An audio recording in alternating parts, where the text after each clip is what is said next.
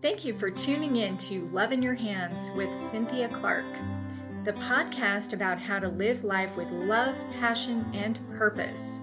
This podcast is sponsored by loveinyourhands.com, the place to heal your emotional past, identify real compatibility, and find long-lasting love through the merging of ancient science, modern technology, and quantum physics. Tired of superficial connections? Start your free Soulmate Connection membership today at loveinyourhands.com. Now here's your host, Cynthia Clark, Pom Reading consultant, compatibility expert, and heart harmonizer. Hi there, everyone. Thank you so much for joining us today. This is Cynthia Clark, and I am always excited to share ways that we can bring in more love, purpose, and passion into our lives. And today we're going to talk about enlightenment and spirituality and all that fun stuff. And I thought I would start out with a little palm reading lesson because, of course, your hands reflect all aspects of who you are, including your energy levels. And this is something that not everybody really understands, but your hands, they actually do mimic the lines in the hand, mimic the neural pathways of the brain. So when you look at your lines in your hand, take a look at just like, first of all, how many lines are there. So when we have a whole ton of lines, it means there's a lot of stuff going on, and chances are some of it's probably not so good. It oftentimes will indicate stress or just sort of a chaotic energy. Also, we want to look at just the quality of the lines, okay? So if you have really deeply etched lines in your hand, in other words, they're very solid and clear, that shows a really clear energy. And if they're a little more shallow, or if the line is maybe broken, or if it's got some sort of stress in it, which would be like an island, like a little bubble, sometimes will show up, that's a stress in the line. And so you can tell the quality of your lines just by looking at, are they clear, are they deep, or are they shallow, are they fading, are they looking like they're broken, those kinds of things will actually give you some indication, even if you don't know what the line means, which of course every line has a meaning, but it's just good to know. So like just as an example, if you take a look at your headline, which is a major line in the hand, it's on everybody's hand, it goes across the middle part of your hand. Okay, so it's the line that represents your thinking, and it's usually a horizontal line. Okay, so it kind of cuts the hand in half horizontally. Okay, so the headline represents the way that you think, and also it shows how much you think as well. And a lot of times what'll show up on this line is little, stress marks that will come in, and we call those the worry lines. So you can tell actually how much do you worry based upon the quality of your headline. Okay, so by the way, if you happen to be a worrier like I am, that's okay. We're all a work in progress, right? And the cool thing too is that your hands change over time, so they're not static. Certain aspects are static, like the fingerprints, but the lines are actually the most changeable part of your hands. And both hands, you can actually see the changes over time. So as you make progress, like let's say you take away some of the stress in your life, chances are some of those stress lines will start to disappear on your hands, and you can actually see it. So that's today's palm reading lesson. And now I'm really excited to bring in our very special guest today. We've got Kim Chiarello, and I can't wait to talk to her. She's so cool. She is a spiritual teacher and intuitive energy healing facilitator, and she's been doing this for over 15 years, which is an incredible amount of time. So I'm really excited. She actually helps people to clear blockages that prevent them from moving forward in all areas of their lives. And she's got all sorts of advanced intuitive abilities, including clairsentience, clairvoyance, She's empathic, kinesthetic, and she's also a medium. So welcome to the show, Kim. I'm so excited to have you on. Thank you, Cynthia. I'm excited to be here. It'll be a blast. So tell us a little bit about how you got started on this journey. Yeah, well, my journey is actually a pretty funny one. I started out as an electrical engineer working on a payload on the space shuttle. Wow. And yes, and I was at a point in my life where it was, if you can't prove it, I don't want to hear it. So I was definitely not into any of this spiritual stuff. And then I had a medical crisis, and the medical community couldn't figure out what was wrong with me. And I sent me to specialist after specialist and test after test for months and months. And they finally got to the point where they said, we've tried everything we could think of. We don't know what's wrong with you. And my symptoms were getting worse. So at that point, I thought, well, I really think on the table was potentially brain tumor. So like fucking death. And at that point I thought, well, I'm probably going to die before they figure out what's wrong with me. And I was in my 20s at the time, which is pretty scary. Yeah, and then I thought, you know what? I need to figure out what's the meaning of life and what's my purpose in it if I'm going to be leaving soon. I better find out those answers. And long story short, I took my first spiritual class, and that teacher and those classes gave me all the tools I needed to find my answers. And of course, I didn't die. I'm still So did you slowly get better after that, or did you get better really quickly, or how did that happen? Yeah. I'm trying to think of a quick answer here. I actually did get better. It ended up that of all things, I happened to go for a massage, which was a new thing for me. And the massage therapist found the root of the problem in 5 minutes, what the medical community and all these specialists couldn't find in months and months and months of testing. And it was a neuromuscular issue.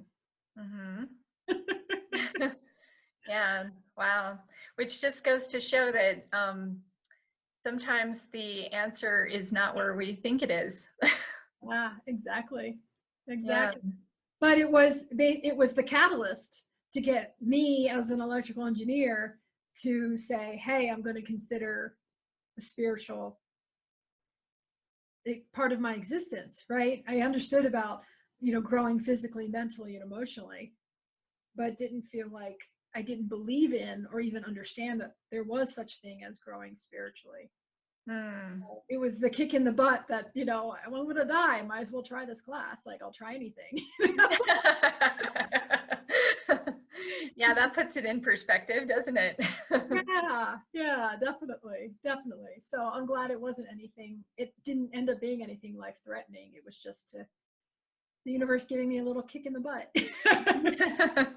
Yeah, and that's sort of how I view illnesses too. I mean, I don't feel like illnesses are just random things, that come out of nowhere. And tell me if you think the same way, but I feel like illnesses are trying to teach us something. Yeah, definitely. Well, I mean, like Louise Hay said in her book, right? All disease is dis-ease on the mental emotional level. Right, exactly. So yeah, if we can figure out what that dis-ease is, then our body naturally gravitates towards being healthy. And I think healthy is our normal state, not being unhealthy. Yeah. So yeah, well, that's great. Well, we're glad you made it through all that. So let's talk about enlightenment, because that's I think a lot of people maybe they don't know what that is. So what's your views on enlightenment? Yeah. So that's a great topic, in that a lot of people, you throw that word around, and a lot of people have different meanings for it. So at least when I'm saying that, is enlightenment is a stage on your spiritual growth path. So we're constantly growing spiritually, but it's one of the more like momentous momentous points along our path to oneness. And I differentiate enlightenment and oneness. But for enlightenment, energetically, and this might be getting a little too deep, so I can circle back if we need to. Energetically, enlightenment has to do with how energy flows in your body. So the Hindus talk about Kundalini energy, the energy that goes up your spine. And they also talk about 3 knots. And the first knot is at your heart chakra. So what happens is our Kundalini energy sits at the base of our spine. And when we do meditation or chanting or visioning or other spiritual practices, that can raise our energy up our spine. And then when we finish the practice, the energy comes back down to the base of our spine. So when we get to the point of the first knot at our heart chakra, at that point, we could have been raising our energy all the way up to the top of our spine with our spiritual practices. But when we break through the first knot, that knot at our heart chakra, now our energy doesn't drop down to the base of our spine anymore. It just drops down to the heart chakra. And that's where the energy is staying all the time. And then when you do your spiritual exercises, the energy raises from the heart chakra level up. Right? And then it will settle back down to there. So you're at a higher energy level. Some people would say a higher consciousness level. And that's a momentous stage in and of itself. And then the second knot is actually at what we call our third eye, it's our 6th chakra. So again, after practicing more and more and more, eventually you break through that knot and the energy just stays here at this level when you finish your practice. That's just kind of your walking around chewing gum kind of thing. And that's when you're fully connected and you are seeing the truth of who you are and the truth of everything 24/7, not just occasionally, right? Yeah. And you would think, and at that point, that would, in my description, is enlightenment. And then and I'll continue. You do your practices more and more, so you're raising the energy from here up to your 7th chakra and beyond. And you finish the practice and it settles back down. But eventually you break through the 3rd knot, and the 3rd knot is at the top of your head, the crown chakra. And at that point, you're fully connected to the oneness, to the unity of all existence. And then that never drops down again. And those experiences are very different experiences and different levels of consciousness. But energetically, that kind of explains where you're. Did I get too cerebral? Yeah. So is this something that we should all strive for, or what are the advantages of doing this? Yeah, why bother, right? Yeah, exactly. Why do we need to do that? I gotta pay my bills, or I gotta feed my kids, or like I can just hear what might be going on in people's minds. It's like, that's all well and good, but why do we do this? Right. Yeah. So I guess I'd say there's a couple whys. First off is we are on this planet to grow spiritually, to remember the truth of who we really are, that we are divine, perfect, whole beings. So that's part and important to include as you're working on your physical growth and your mental, emotional growth, to be working on your spiritual growth. And why would I want to have that connection? Because your inner higher self, soul, the universe, source, oneness, whatever word you use, knows the most joy-filled, love-filled, ease-filled, you name it, path forward for your life here. What to say to the kids and where to go on vacation and what job to take, right? Right. Your inner self, your higher self soul knows that.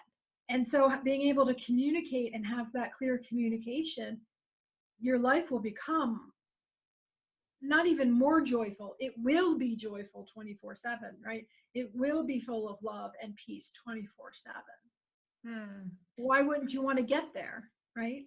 Right. So you're saying if your energy is stuck down in the lower part of the spine, that you're only going to be able to operate um, in a space where you're not really connected to your higher self. Is that what you're saying? Well, the higher your energy is, the higher level of the plan that you can access, that you can see. So let's see if there's a good example here.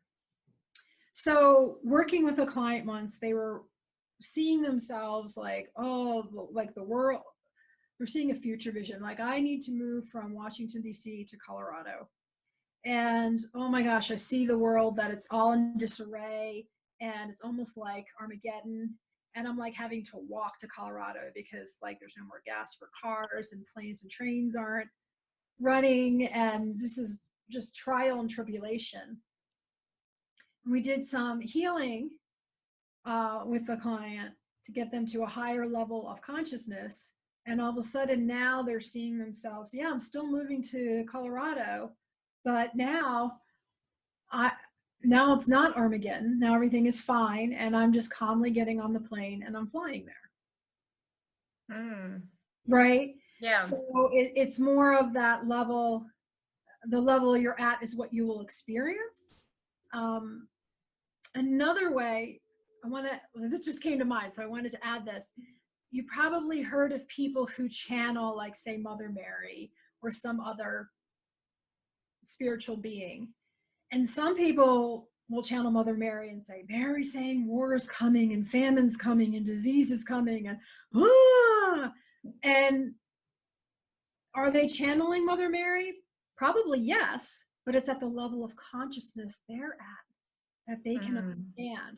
Whereas other people channel Mother Mary and it's just like, oh, you're doing wonderful and peace is coming and here's some steps you can take, and you know, right?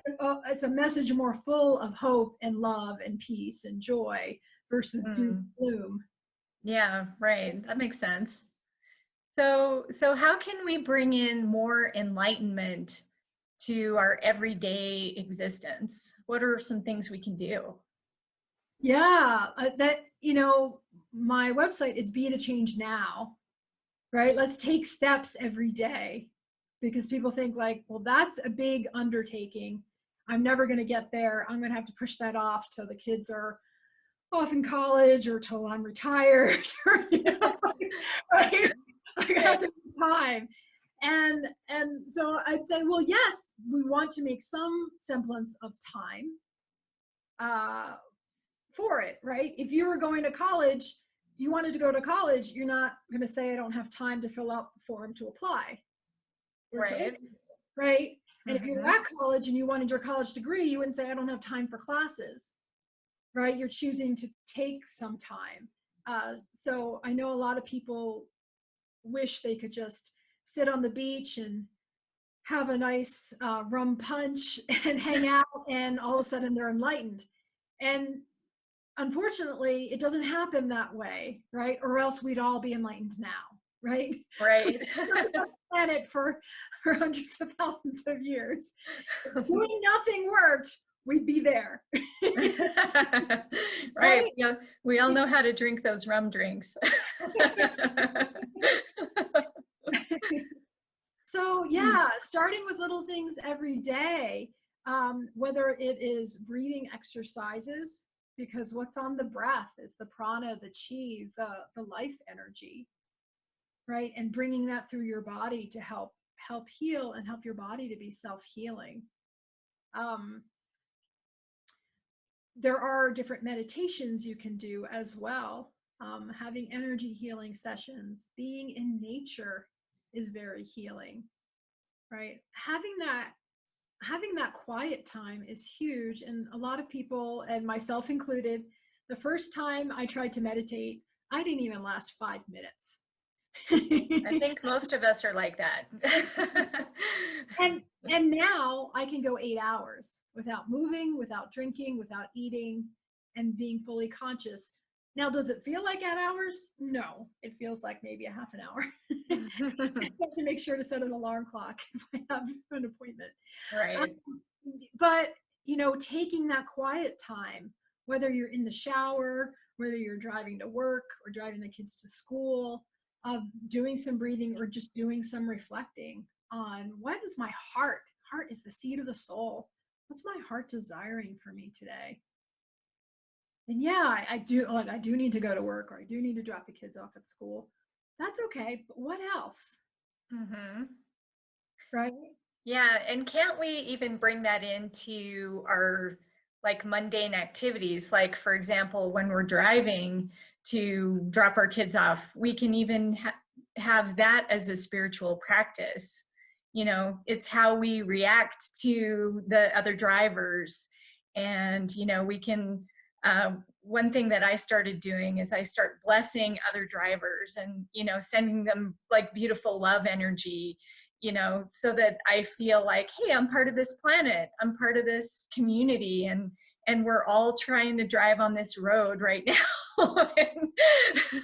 and maybe, maybe they're in a hurry and they're, driving kind of aggressive, which is a common thing that I think a lot of people have.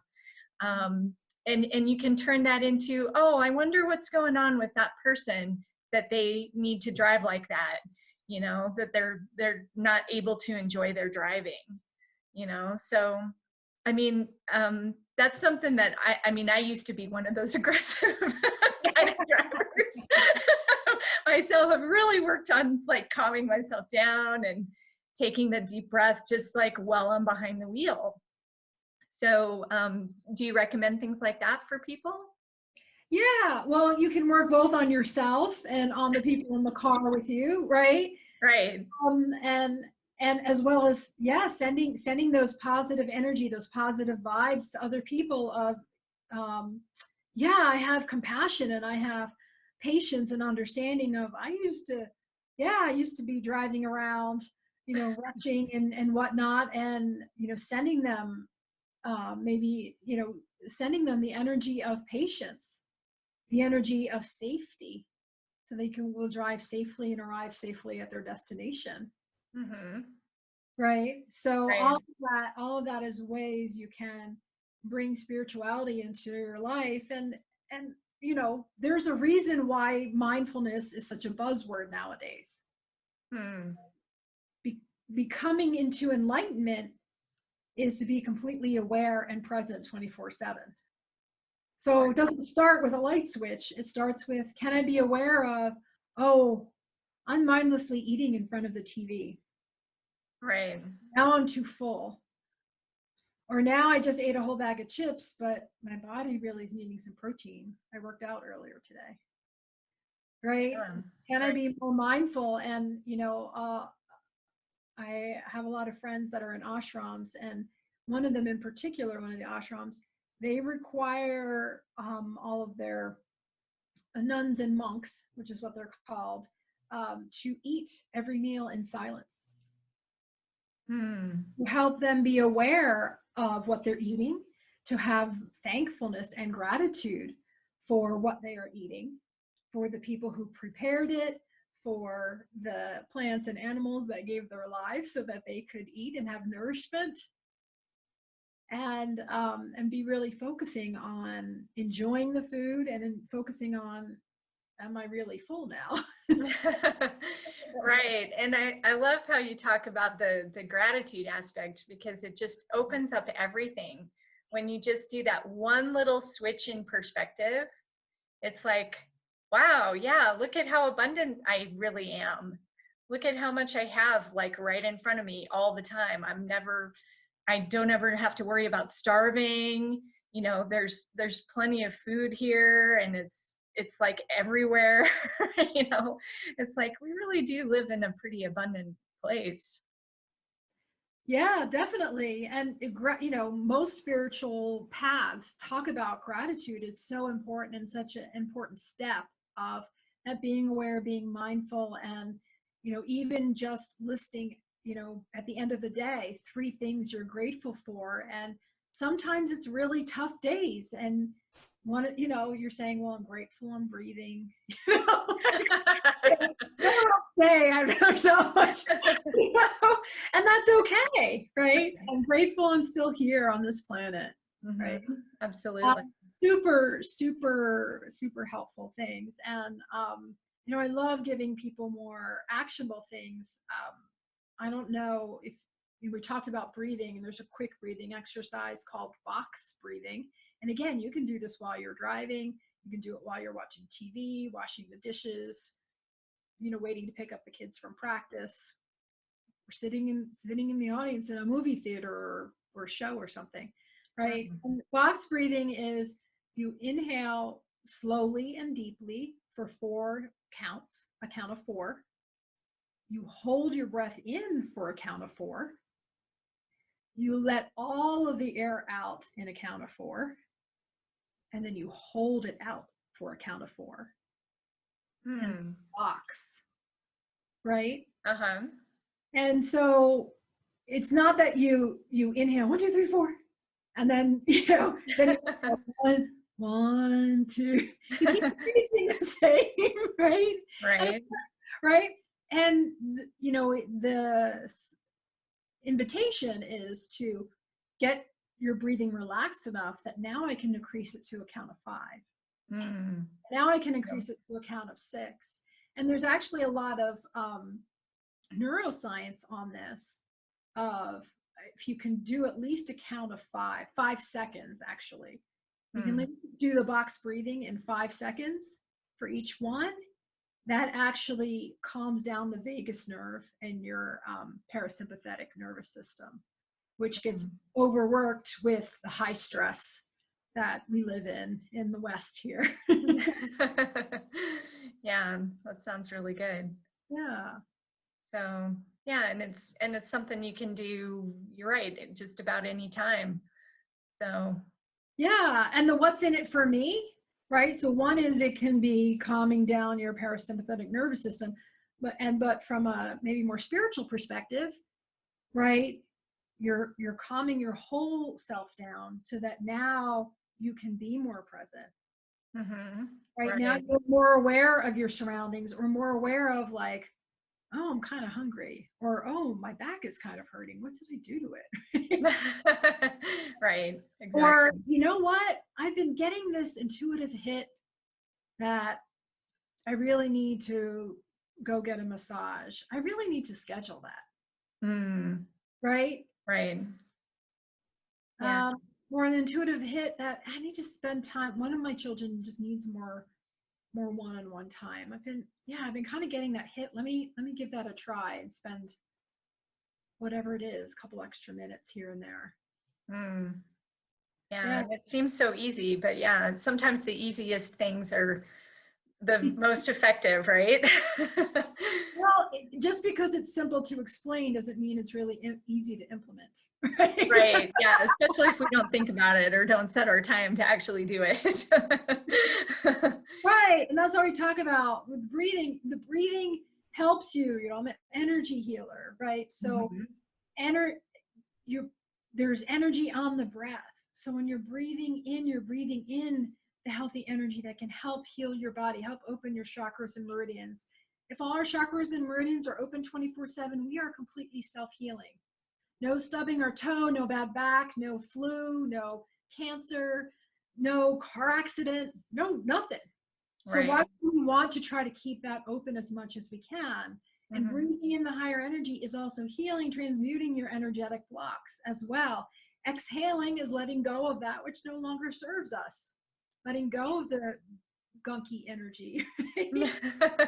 Right. Like, it's a simple exercise, but it's super powerful on the changes it can make, not only to your physical body, but your physical body, your mental, emotional body, but also your spiritual, and being more present and healing your energy, right? We're Mhm. all energy, even your Right. physical body. So Yeah, makes sense. yeah. So tell us a little bit more about how you work with people and what are the things that you do to help people. Yeah. So I mean, one, with my website being Be the Change Now, is let's start now, even if it's little things, even if it's 1 or 2 minutes every day, right? Taking those steps, because all those steps add up. So I teach energy healing workshops as well as spiritual workshops on how you can do this yourself. So then you have all the skills and the tools, and you don't need me or anyone else anymore. All you do is hone the skills, right? For the rest of your life. So I want to help you be empowered on your personal growth, spiritual growth path.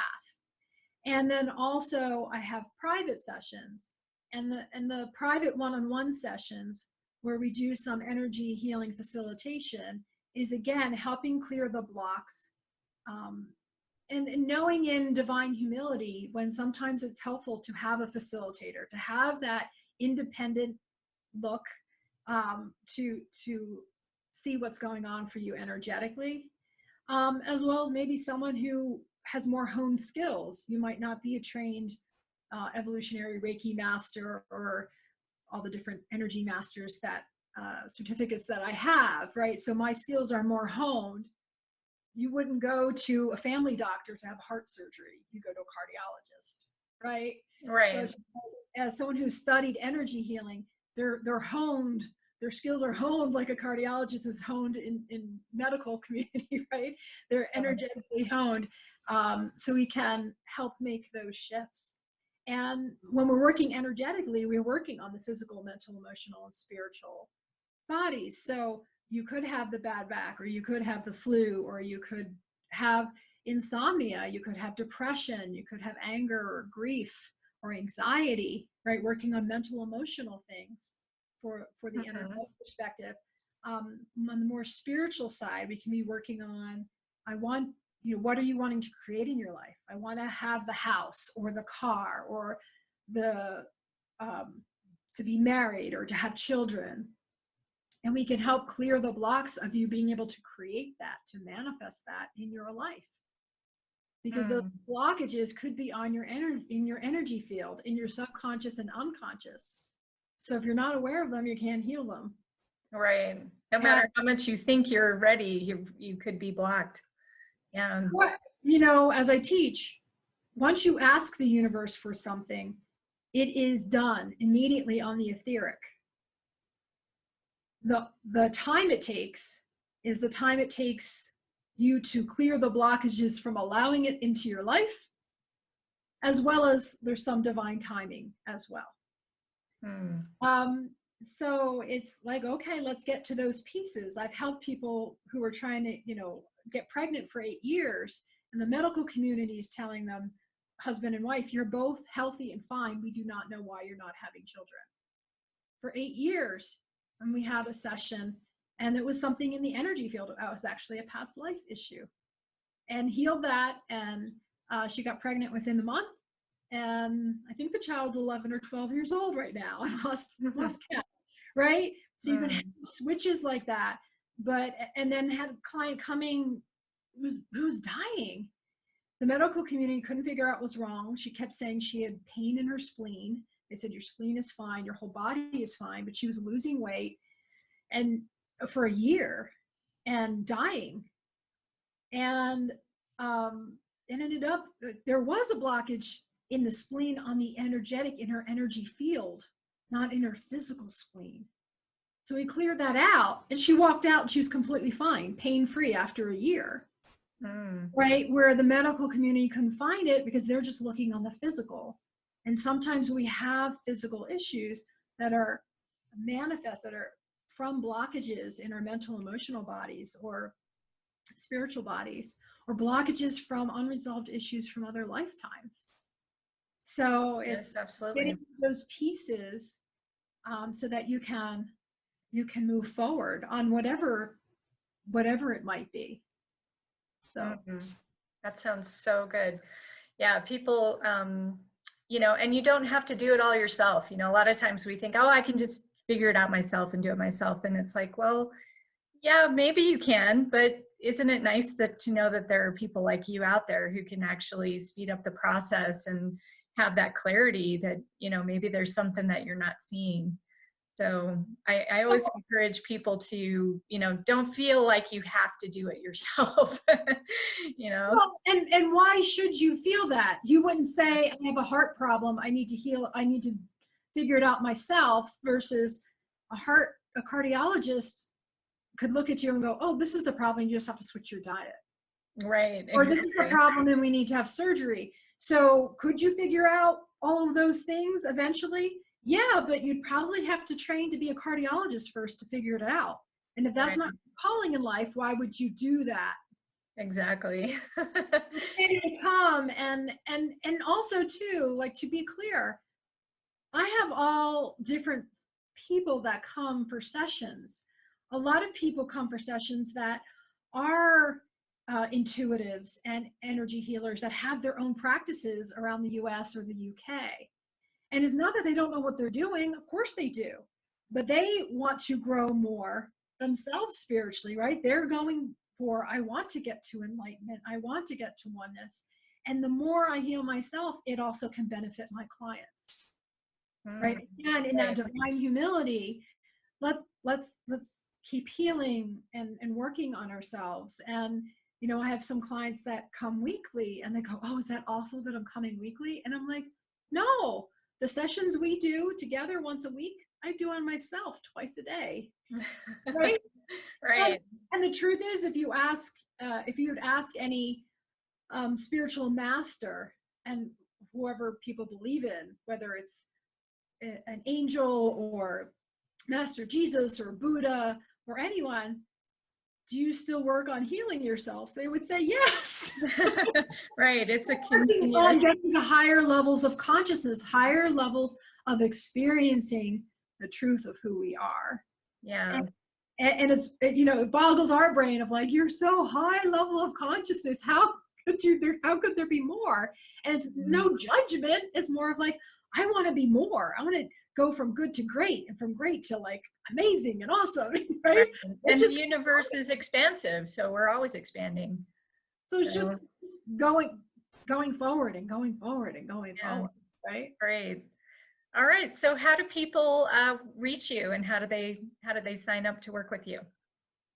Yeah. So my website is bethechangenow.com. That's bethechangenow.com. And on my website, you can sign up for my email list, so you'll know about when I'm doing classes or when I've been interviewed on podcasts and YouTube and things like that. And as a special gift, you can sign up for a free complimentary discovery session, 20-minute discovery session, to have a chat with me to find out more about what I do and ask questions you might have about what is this whole energy healing thing. And again, I have clients all over the United States and in the UK, and hopefully it'll expand a little bit more to the world. And so you don't have to be where I live for us to have sessions. We'll have sessions by phone or by Zoom. Okay, perfect. All right, well, thank you so much for coming on the show. And everyone, remember that you can live life with love, passion, and purpose, and get out there and do it. And thank you so much for joining us today. Have a great day. Thank you for listening to Love in Your Hands. Please rate, review, and subscribe to show your support. This podcast is sponsored by loveinyourhands.com, the place to find the secret ingredients to your soulmate. Start your free Soulmate Connection membership today using the most innovative and accurate algorithm to match you to potential long-lasting love, all at loveinyourhands.com.